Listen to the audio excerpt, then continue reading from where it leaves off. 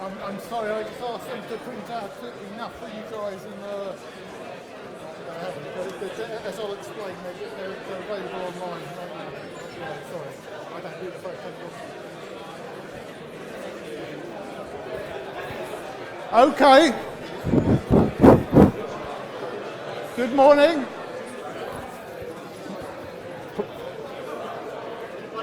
Please can we sit down so we get started? Thank you very much. So good morning. It's very good to see so many of you here. I don't know how long that will last. But I'm Guy Wilkinson, so we're here to continue our discussion of classical mechanics, which started last term. So there was a problem sheet and a set of lecture notes which were over there, and the lecture notes have run out. These are posted online. I think following a similar model to the lecturer you had last term, I will actually distribute partial lecture notes, and this is so you stay awake and you can fill in and annotate as we go through. But after the lecture, I will also post a complete set. Okay, so these are the topics which we will be considering. So a rather slow and gentle start today, but getting on to rocket science and then motion in B and E fields. This is a topic which could be in electromagnetism, it could be in mechanics. I've drawn the short straw. A lot of the discussion this term will be on central forces and orbits. This is very interesting, planetary dynamics and the like, and deriving Kepler's laws from first principles for the general case, allowing for elliptical orbits. Then there'll be rotational dynamics. This is moments of inertia and topics such as this. And then we will conclude in the dim and distant future towards the end of term with an introduction to Lagrangian and indeed Hamiltonian dynamics, which is a very elegant and beautiful way to tackle the same problems which we will be looking at before then. So there'll be 4 problem sets in total, and I've distributed the first set today, but they are all currently available online. Actually, a lot of the material I'm presenting was first assembled by the previous lecturer you had, Neville Harnew. He's appeared in many roles, so I'm grateful for that. One other thing, I try my hardest, but I often make mistakes. If you see a problem or a mistake on the board, please stop me and raise your hand, and there will be a Mars bar for anybody who successfully catches me out. Okay, and this happens more often than I would wish. Right. Okay, so let us begin. I'm going to start talking today about sort of Newton's second law, but in the context of a body whose mass is changing. Okay, so this is something which we've maybe not come across before, but this will naturally lead into the consideration of rocket motion. So let's consider this initial rather abstract scenario where there's a body of mass m moving along with velocity v, and it collides with a smaller object of mass delta m, which is moving with a velocity u. Okay, and for them to collide, then v has to be bigger than u, of course. And so afterwards, due to conservation of momentum and such considerations, we imagine that in general its the velocity of this coagulated body of mass m plus delta m will have changed. And what we want to find out is what is the change in velocity and how does that vary with time. And we will look at this for 2 cases, one where we have no external forces, and then soon after in the case where we allow for external forces. Okay, so firstly this case, no external forces. Well, how shall we start? Well, clearly a good way of proceeding would be to calculate the change of momentum. So let's calculate change of momentum. We call this delta P. Okay, so we want the momentum afterwards. So the momentum afterwards is the mass of this body multiplied by its velocity. So m plus delta m multiplied by v plus delta v. So this is after. And we subtract off what we have before, and that is, well, we have one body of mass m moving at velocity v, so that's mv, and then the smaller body of delta m moving at velocity u. Okay. So this is a very gentle start, but let us multiply this out. So we have mv plus m delta v plus delta mv plus delta m delta v minus mv minus delta mu. Okay.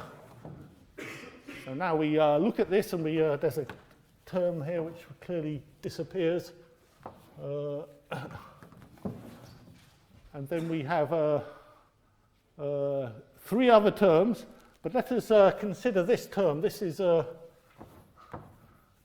a multiplication of two small quantities, and as you might anticipate, we're going to go to the limit where these all quantities become infinitesimally small, and so this is going to vanish. Okay, so this will vanish in the limit. So we, it's a sort of usual trick in calculus, so we can already throw that away. Okay. Now, this is the change of momentum. I said we have no external force, so this is equal to 0. This is, to repeat, no external force. Okay. So now let us also divide by the time interval in which this happens. So let us divide by delta t. This is the time over which this mass acquisition occurs.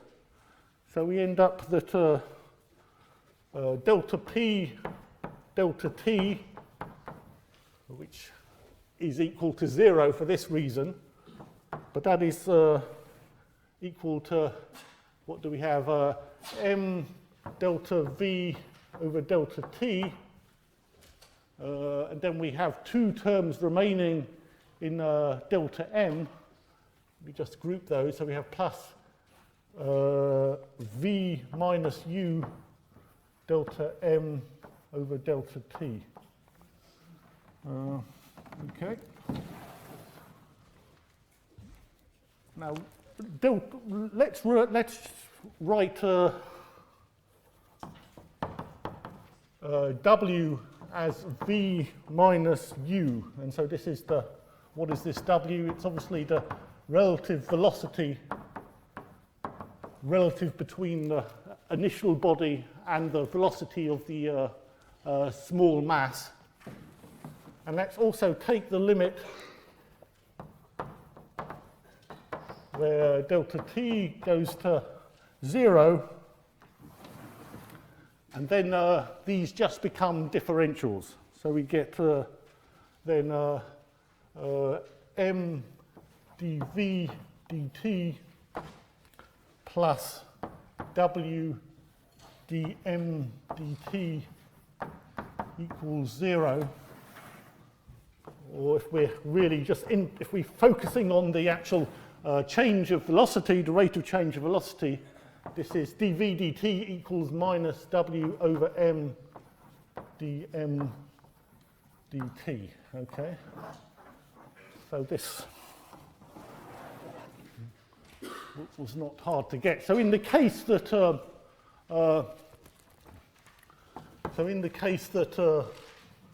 W is greater than 0, which is somehow implicit in how I've drawn this diagram, then the right-hand side becomes negative, and we see that dv dt is negative, and this is as expected. So, you know, if you have a body which is running into smaller bodies and they're sticking together, you would expect it to slow down, and this is indeed what this expression is telling us. Okay, so now let's look at the case where we allow for external force. So case 2, external force, what will change? What changes is that then dp, I mean, there's now no requirement that the momentum is conserved, because there is an external force acting on the system. So delta P is not equal to 0. And in fact, we write that as whatever the external force is, force times the F times delta T is what delta P will be equal to. Okay.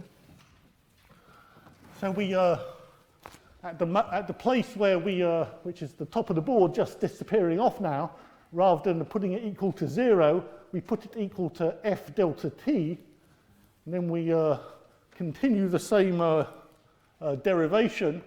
Then we will end up with, let me, for instance, take the expression on the middle board. We end up with m dv dt plus w d, oh, bless you. I wouldn't like to be sitting next to you.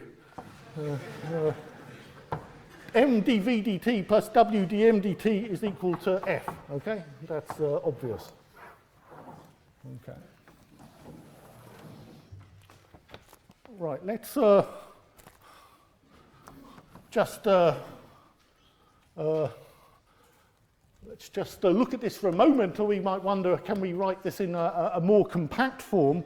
So just that this is a small digression. Just it's nice when one gets an expression to look at that and see if you can manipulate it and express it in a different way. So let me just write this again, but now rather than using W, expand it out in terms of what W is. So remember, W is V minus U, so we have V dm dt minus U dm dt is equal to F. Now let's take the special case where U is equal to 0. What does that physically mean? Well, U is the velocity of this small object. So this is the case where the large object is running into stationary objects. So then we, this gives us m dv dt plus v dm dt equals F, which we can write, this left-hand side can, this is clearly the differential of the product of mv. Okay, so this is therefore dp dt equals F, which is somehow the natural expression you might have been tempted to write down, but we see that in fact this is only valid in this special case. Okay, so it's a nice compact expression, but it's only true for the case where the objects which are being struck are stationary. Okay, so let's now sort of take this and apply it to a slightly more physical situation. So this is the situation of a falling raindrop. Right, so So this raindrop has an initial mass m0. It starts a height h above the ground, and it starts at rest with no velocity.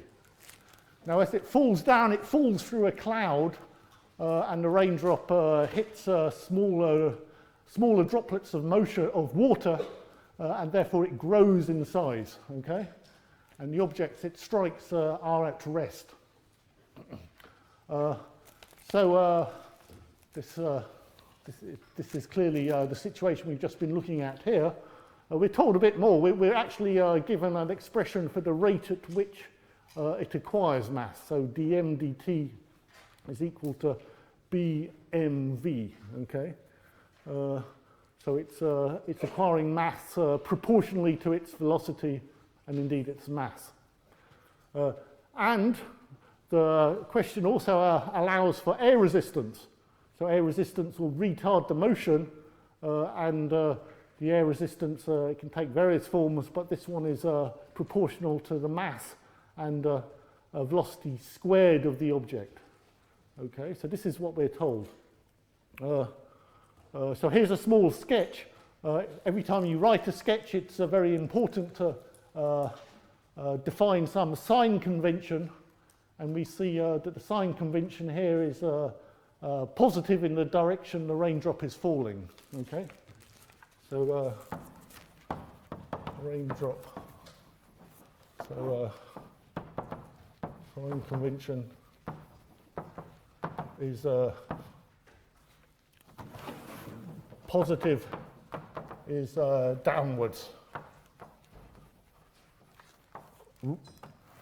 Right, so our mission, which we've chosen to accept, is to formulate the equation of motion, and then having done that we will solve it and learn instructive things from what we've written down.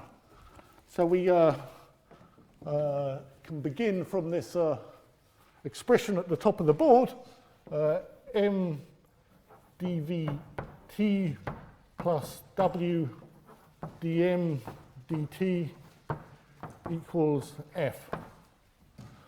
Okay. Now f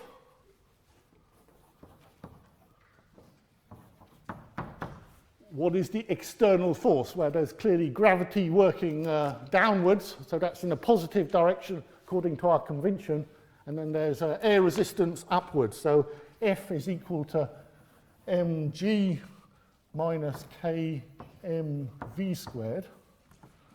Okay, what else do we know? W is no more than v, that's since u equals 0, so it's falling through a cloud and striking small water droplets which are at rest. And we also know that dm dt is equal to bmv, because we've been told that. Okay, so let's put all this together. So we have m dv dt plus w, which is v, but dm dt is bmv, so this is bmv squared, so now bmv. It's going to lead to a squared. And then on the right-hand side, we have mg minus kmv. Okay, so let's simplify this a bit. We can clearly divide through by m. This is a v squared. This is a v squared also here. I'll just save myself a Mars bar, but I can't, don't really have enough room to put the squared. Let me just rewrite that. Minus kmv squared. Okay, so I'm going to divide through by m, and I'm going to collect the terms in v squared, of which we have two. So we have dv dt plus b plus k v squared is equal to g. Okay, So this is d divided by v, which is equal to bm. Okay, so this is very convenient, and maybe this was how the question was set up, that actually this differential equation only doesn't depend on v, it's just a constant. So this is going to be, well, it's not a constant, it depends on m alone, right? So the right-hand side depends on only one variable, which is m. So we are able to answer this question, it just so happens here, without actually having to go back to this equation of motion. So let me actually emphasize this, this particular question we're answering here is really just exercise in mathematics. There's not any physics in it, but it's fine for that. So let us solve this. So we have that, so we can separate the variables. So we bring this m over here. dm over m is equal to b, and this is an integral over distance.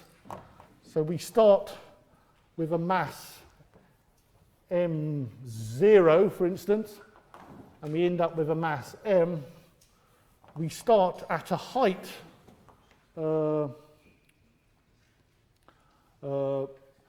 we start at a, high up, but again, let us see how our coordinates are defined. X is defined downwards. So we actually, so the starting coordinate is actually defined to be where the raindrop starts, and that is x equals 0. Okay, so we start at 0, and falling downwards means that x is increasing, so we end up at x. Okay, so we have that this is log of m over m0 is equal to bx, or that m is equal to m0 e to the bx. So this is some exponential growth. So this is a fairly frightening prospect that the raindrop increases dramatically in size to infinity, but of course in reality the cloud will not be of infinite extent. Okay, but I'm sure you're itching to solve this equation, or at least a variant on it. So now let me ask a question which will require that we do that, which is, what is the speed of the raindrop when it hits the ground? Okay, so what is speed at ground?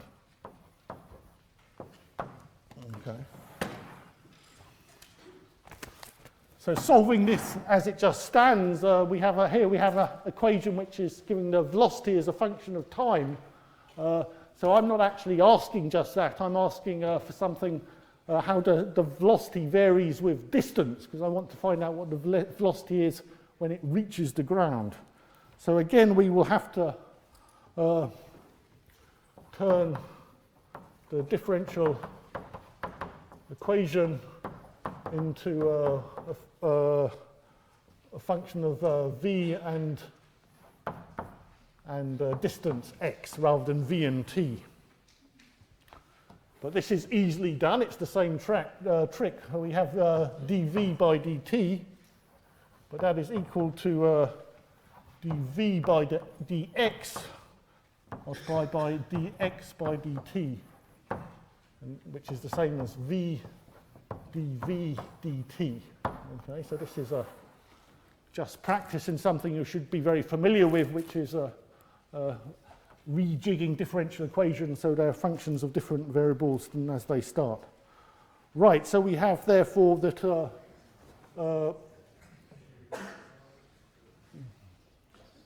dv dt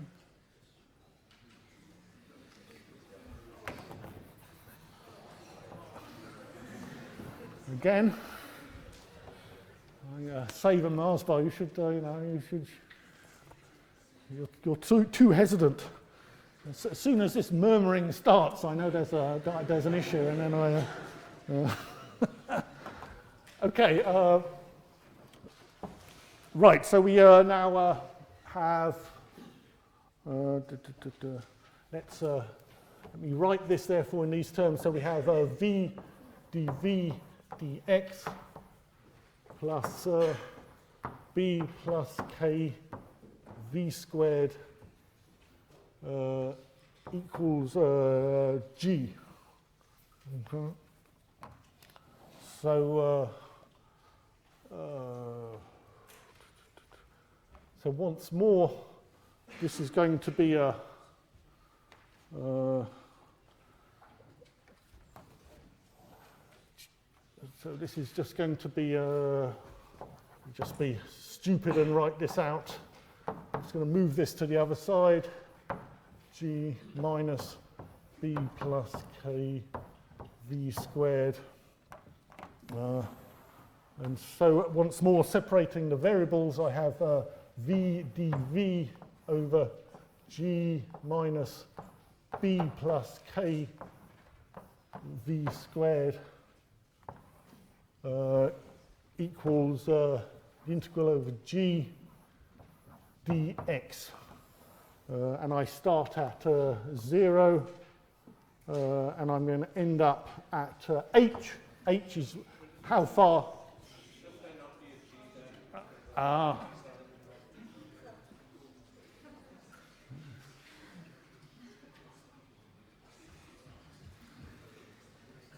Let me just try and spot what you're murmuring about.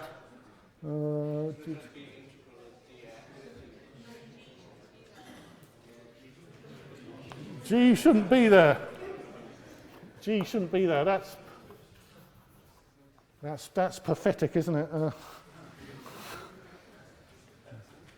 Who claims to have spoken first? If two people put their hands up, then right. That's really soft. Yeah, sorry. Right. Okay, let me see if I can keep my game together so we don't suffer any more losses. This is the integral.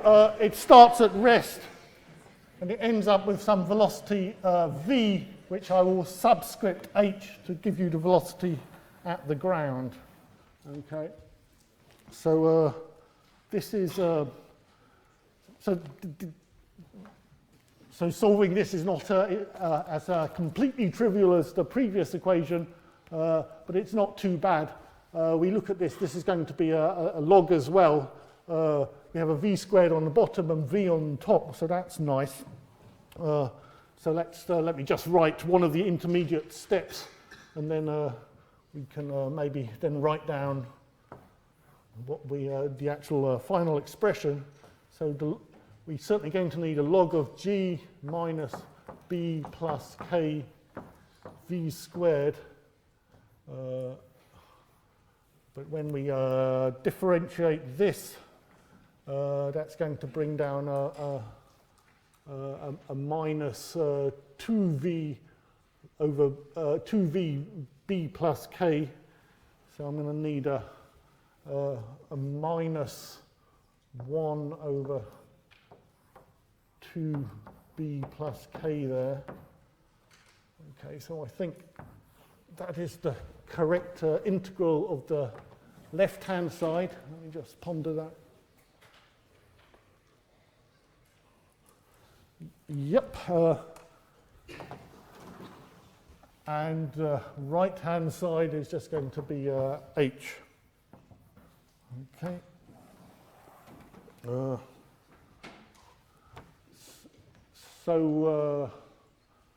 Okay, let me just write one more intermediate step, putting in the limits. So I take this out,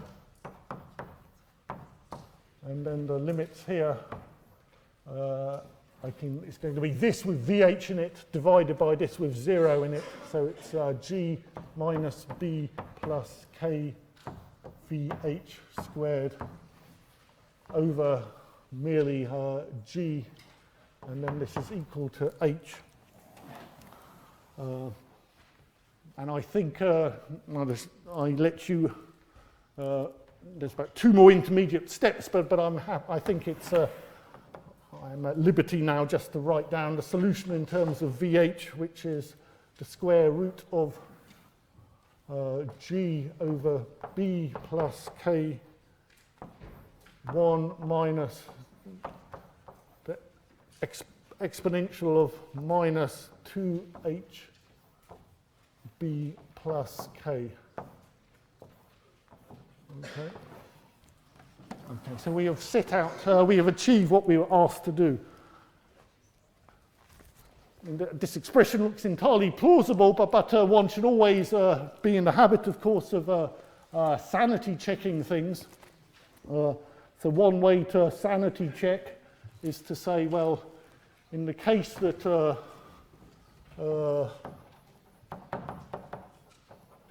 let's just consider some of the limiting cases, because this expression, I mean, it's a little awkward, so we want to check it makes sense. So one obvious case is, what about if h is equal to 0?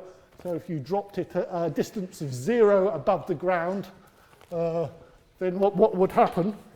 Drop your chalk. What would happen is that this would be 1 minus 1, so VH would be equal to 0, which obviously makes complete sense. What about the case where h is infinite distance away, that you drop it from an infinite distance above the Earth? Then in that case, the exponential term goes to 0, and VH tends to just the square root of g over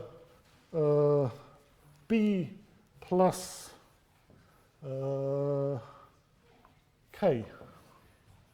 Okay, so this should look familiar. We worked out the previous slide what the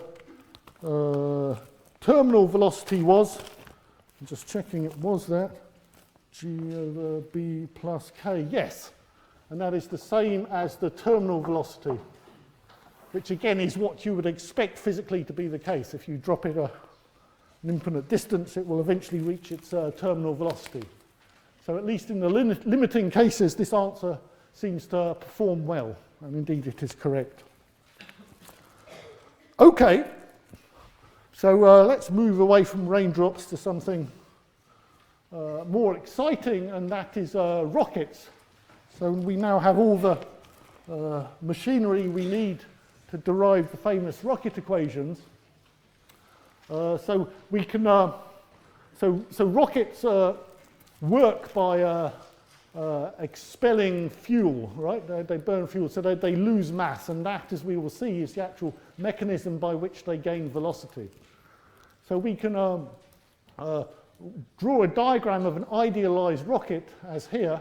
So firstly, just in the center of mass frame, you have an object at rest, and it then throws off behind it at a relative velocity w a small amount of its own mass. So this is delta m.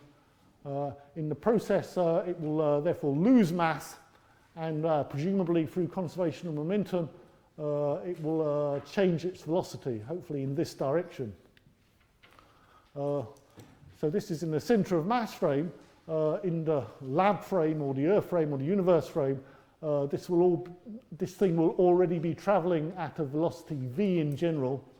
So this is v, this is then v minus w, and this becomes v plus w. Okay, so let us essentially do what we did before and get this expression, which is actually the expression we had before. But let's just, for the good of our souls, let's just rederive it in this case, because there's a small subtlety. Okay, so let us. So once more, let's work out the change of momentum, delta p. So this is for the rocket. So delta p is equal to what we end up with. So that's delta m. Let's consider the momentum of the ejected stuff. So So that is delta m v minus w. So I'm evaluating this for the lab frame, not the centre of mass frame. And then there's the contribution from the greater mass of the rocket itself, which now has a mass of m minus delta m and a velocity of v plus delta v. And we subtract off minus mv, which was the momentum we started with. So again, evaluate, so just expanding this, v delta m minus w delta m plus mv plus m delta v minus delta mv minus delta m delta v minus mv, okay? So these mv's go by the same argument that we had previously. This is going to vanish. So we are left with these how many terms? Yeah, we're left with 4 terms. That's okay. So with we can cancel 2 more. Yeah, well, I knew that, but that was a. I thought there were too many terms here. That's, so you want me to get rid of this? Yeah, that looks a bit more manageable. Who said that? Oh, come on. You'll get spotty if you have another one. But thank you. So we have, if we allow in a general case with a external force, so there's going to be one subtlety coming up soon, but the external force is delta P over delta T. So let's write F equals delta P over delta T, and that will be equal to what is left here, M delta V over delta T minus W dm dt. Okay, so now if you've fallen asleep, just wake up this one point. So in the limit, delta t goes to 0, then clearly we get this goes to dp dt, this goes to dv over dt, but this guy here, delta m over delta t, this goes to minus dm dt, and this is because we are explicitly saying that the rocket is losing mass. And a differential, as written, is by definition positive. Okay, so this is the one sleight of hand, and it means that we end up with F is equal to m dv dt plus w dm dt. Okay, this is what we were aiming for, and this is our rocket equation.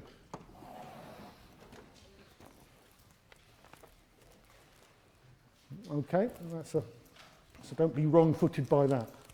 So finally today, I said this was going to be a gentle lead-in.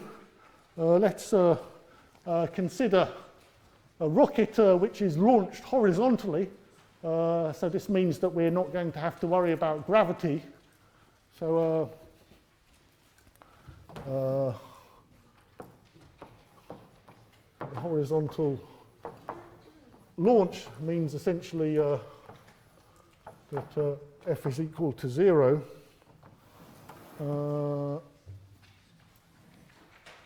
Then we have, let's say we start with mass mi M initial, and then we finish with MF, which is mass final.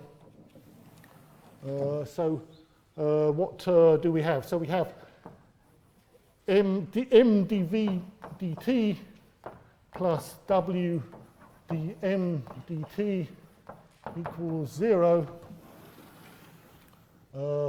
Let's put one on one side, one on the other side, and integrate. Since they're both differentials with respect to t, then we actually end up with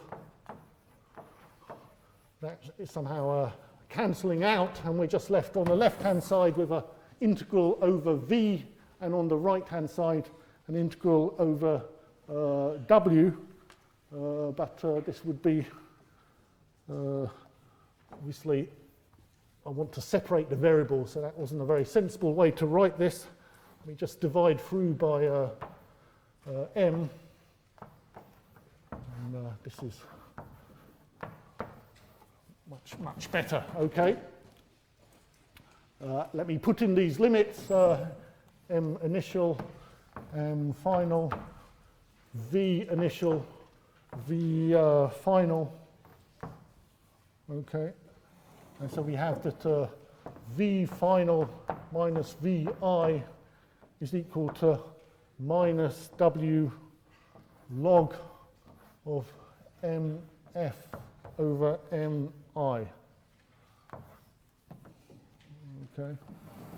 Or let me get rid of that minus sign and invert what's in the logarithm, because clearly the initial mass is bigger than the final mass. So if I write it this way round, I have the log of a number which is bigger than 1. And we know, therefore, that the right-hand side will be positive, which is what we would somehow expect to be the case. Okay. So in this very, very simple case, we see how the velocity will change with the mass. What's interesting is that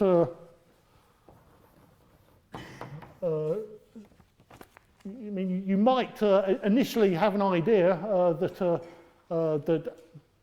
the gain in velocity the rocket achieves might be related to how quickly the mass is burnt. This is not the case, because our expression here has no dependence on time. It just depends on two things: how much mass is burnt, and then the relative velocity at which it is spat out, which is sometimes called the exhaust velocity. So there's no dependence on the time of burn.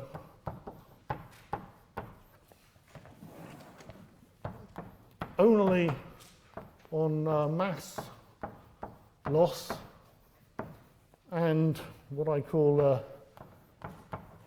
exhaust velocity W. So in rocket engineering, what actually is a very important consideration is the speed at which the fuel can be ejected, the exhaust velocity. And we see it in this expression here. Okay, so this maybe nothing very surprising here, but that's at least got us up and running. And so tomorrow morning we will take this equation and look at rockets in more detail. So I'll see you bright and early at 9 o'clock tomorrow. Thank you.